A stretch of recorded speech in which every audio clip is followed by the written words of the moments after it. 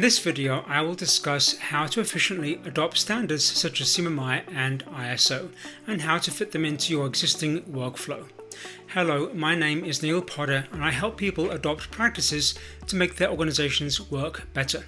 Please click below to subscribe for future videos.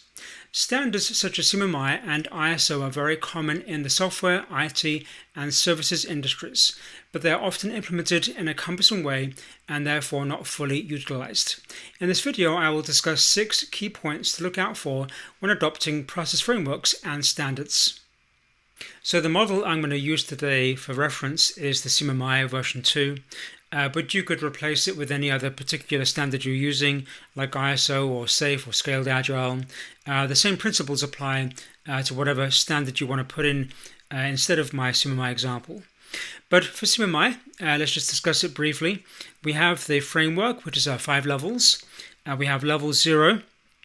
Level 0 means there are no particular practices followed. People come to work and do whatever they do and they go back home again. The result could be amazing, the result could be atrocious, it could be a lot of risk and surprise and problems, but typically at level 1 or level 0 there's a lot of risk and rework. So teams do their best to do their best job, but in the end they have a lot of surprises and rework and chaos and problems, and they're going to get worn down with that environment.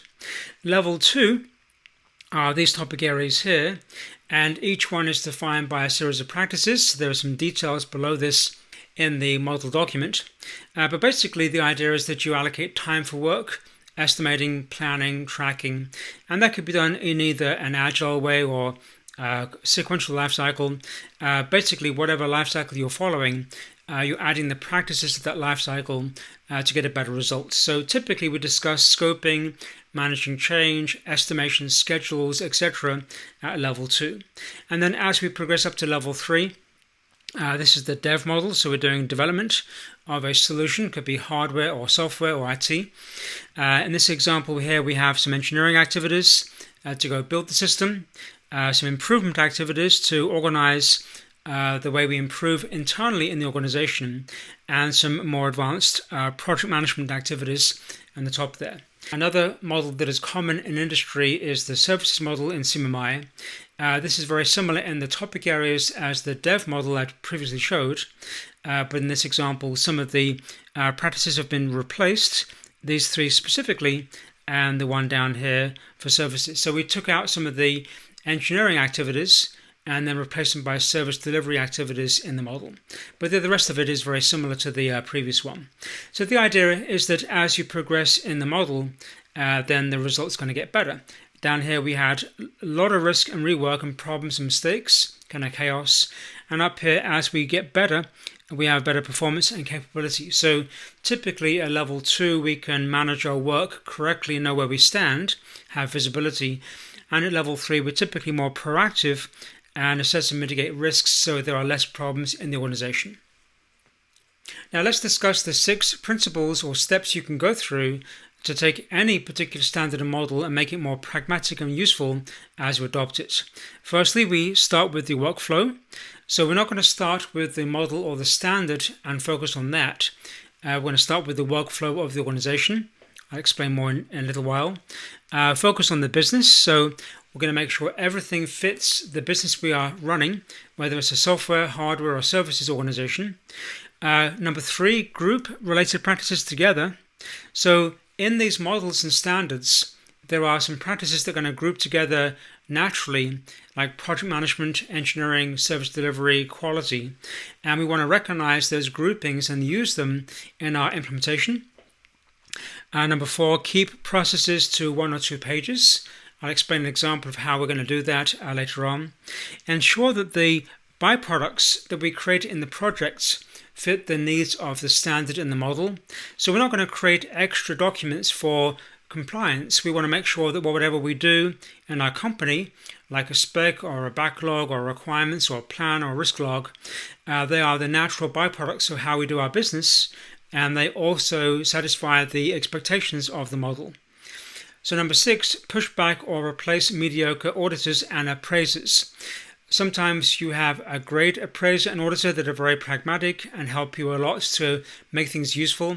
Other times they are very academic and even kind of silly in terms of the recommendations. So be aware of where you have a mediocre or insufficient appraiser and auditor and figure out ways to replace them and move on. So we'll discuss some examples of that later on too. So step number 1 is to start with your workflow. Now there are many examples of workflows here to look at, but you want to start with the workflow you use in the organization. So for example, if you are doing Agile, then you're going to have the top left one, iterative, where you do work and there's an output. To get feedback, you deliver something, maybe something small. You do work again, get feedback, and then do work again from the output, get feedback.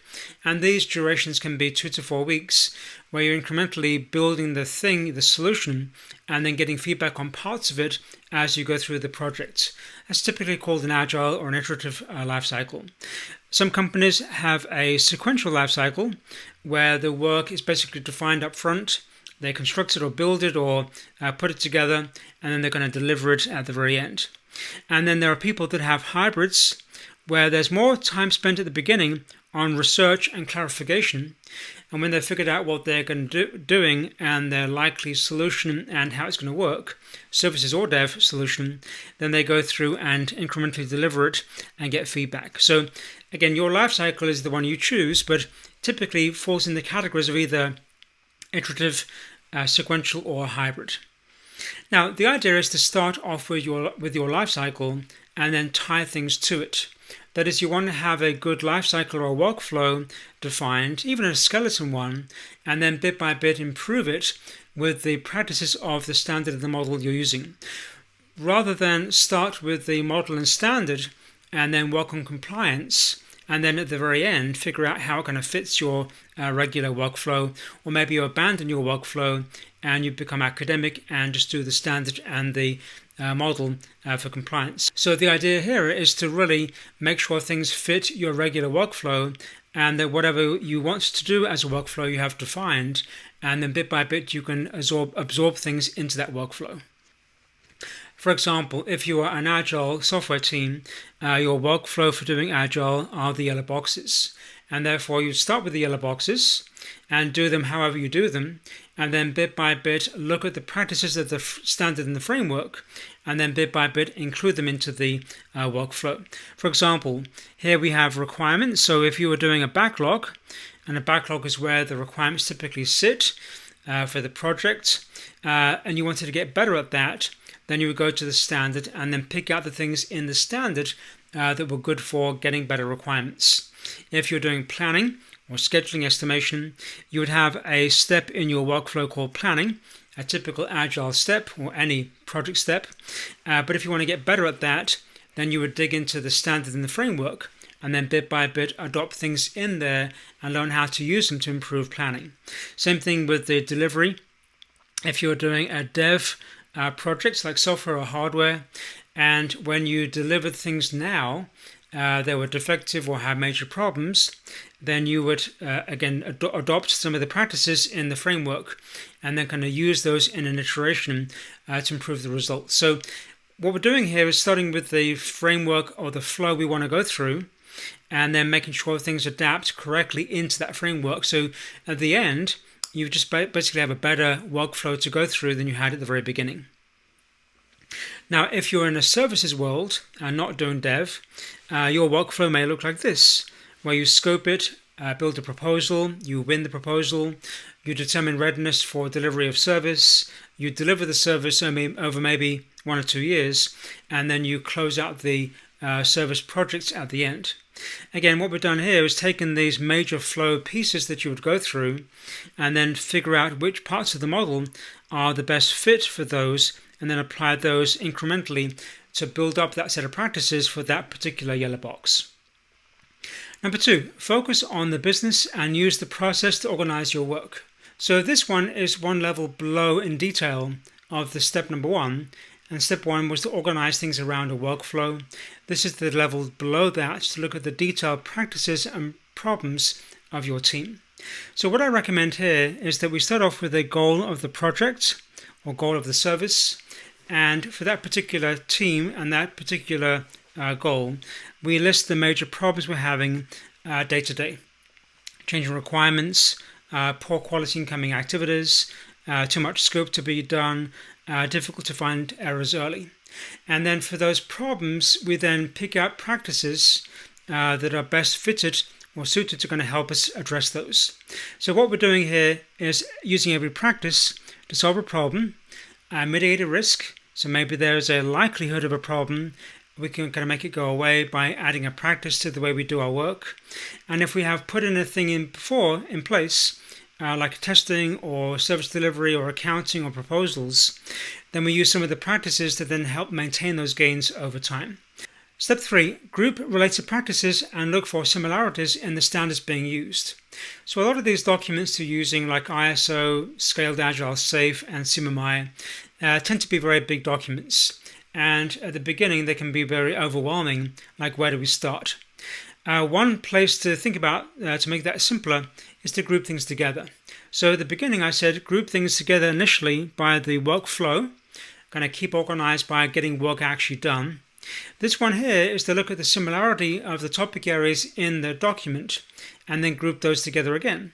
For example, there are many things in CMMI that cover planning, estimation, risk, and tracking.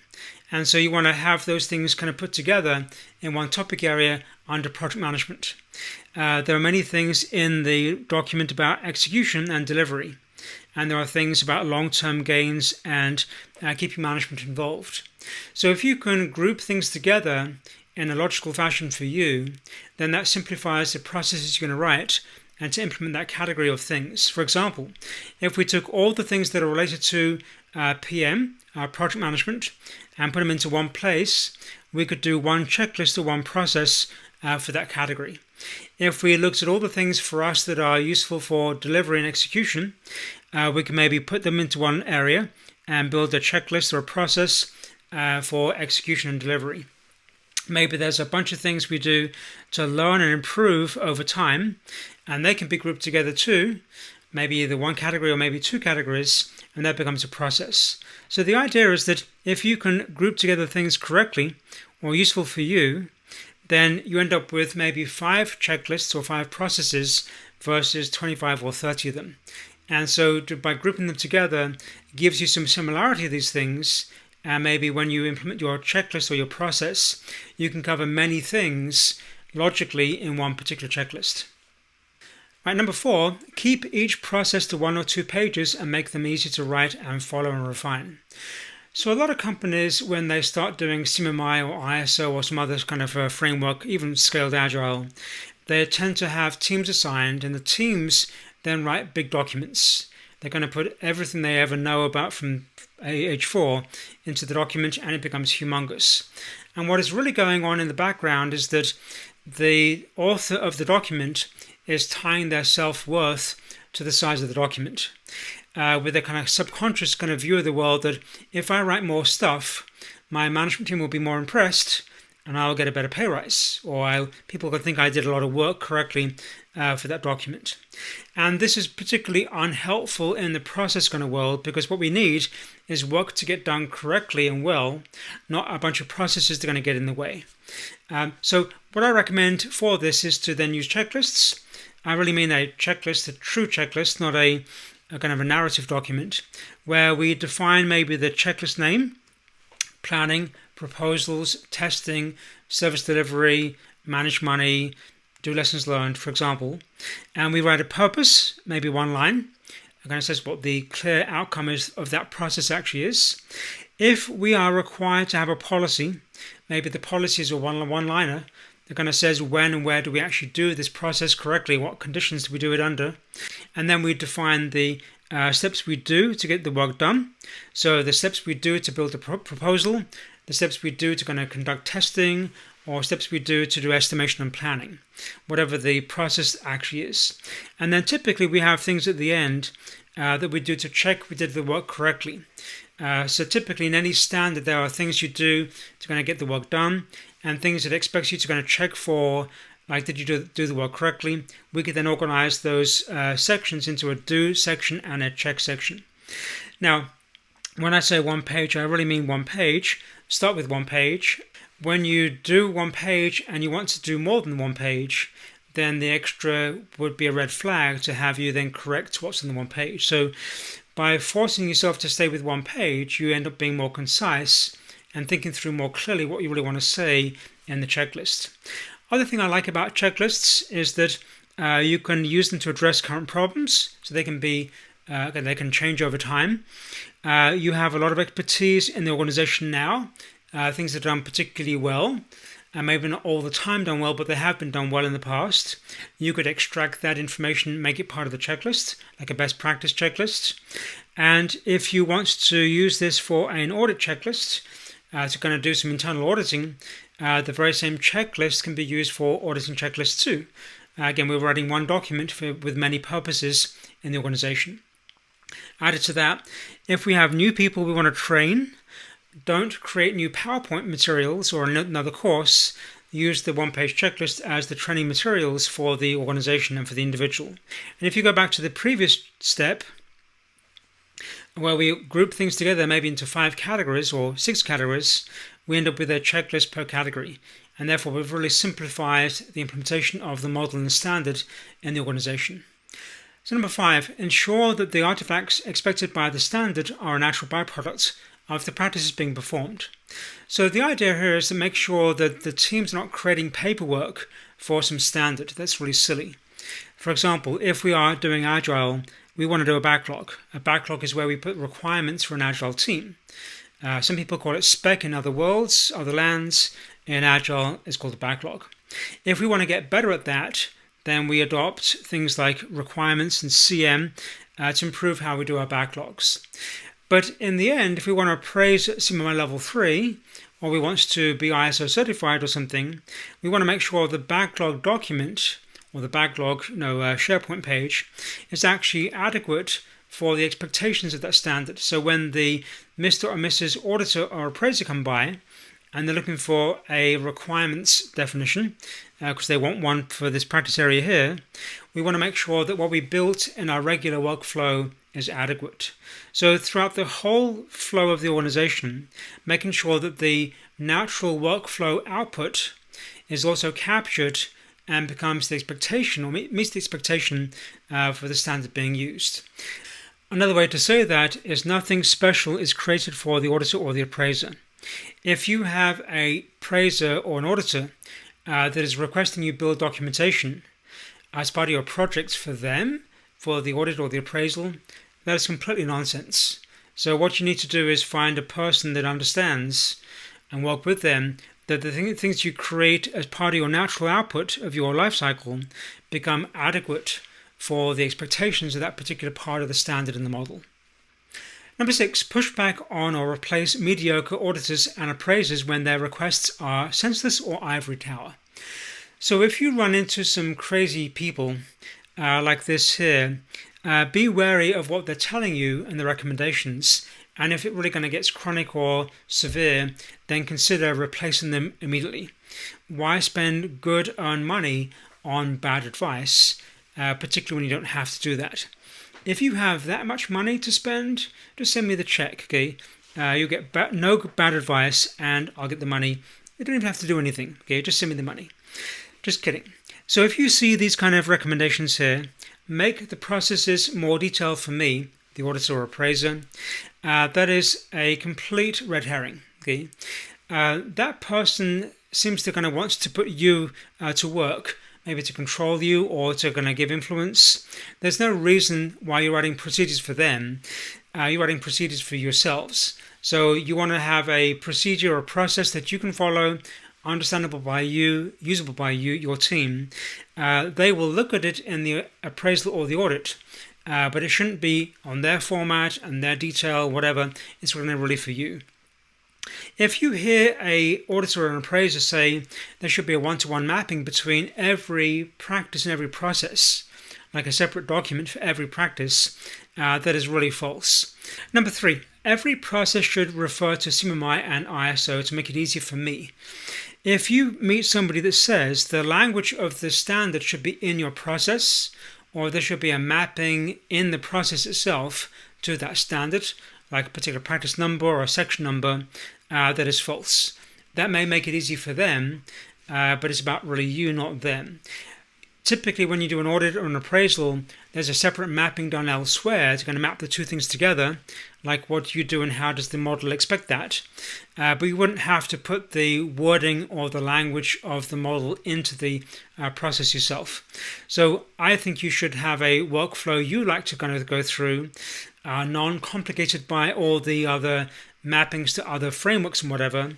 When you come to do the audit or the appraisal, there'll be a separate mapping document created to kind of show where people actually put things, and you can find them very quickly.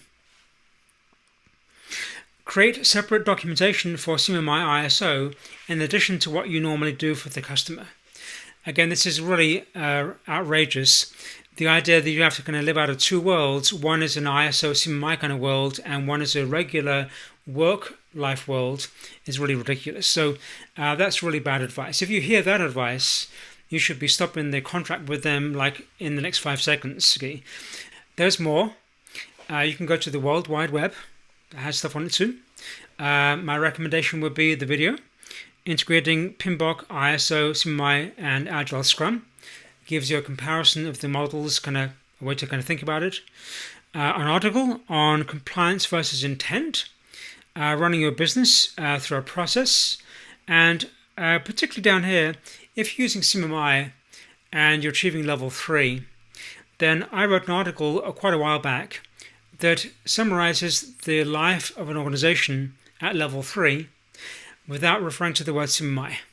So I think what was important about that is that the model and standards want you to kind of live better, get a better result in your own kind of way.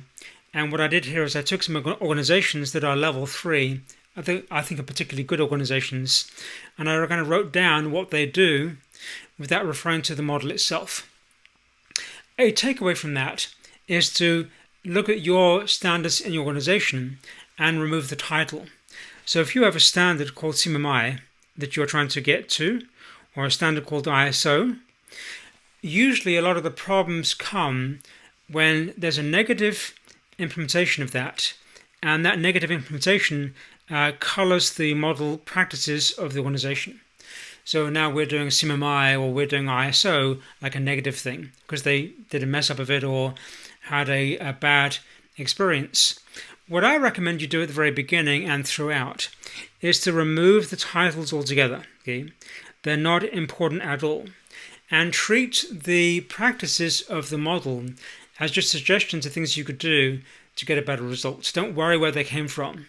Go to Wikipedia, go to the internet, go to the World Wide Web, go to Scaled Agile, go to CMMI, go to ISO, and remove the title of the document and just look at the practices and get a positive gain out of them. And that way you avoid this coloring a particular word or a label and then having that label kind of follow you throughout in the organization. Oh, we used to do CMMI or we used to do ISO. That's because they did it badly, and what they really should have been doing is applying it correctly and actually forgetting the label where it came from. The source of the material is not that important. Okay? What is important is you get the result out of it and you get a better way to run the organization over time. In summary, make sure thought is put into implementing the intent of each practice and that it fixes a problem, mitigates a risk, or maintains a gain. Thanks for watching the video. For more help on these topics or your implementation of Agile, please see the links below.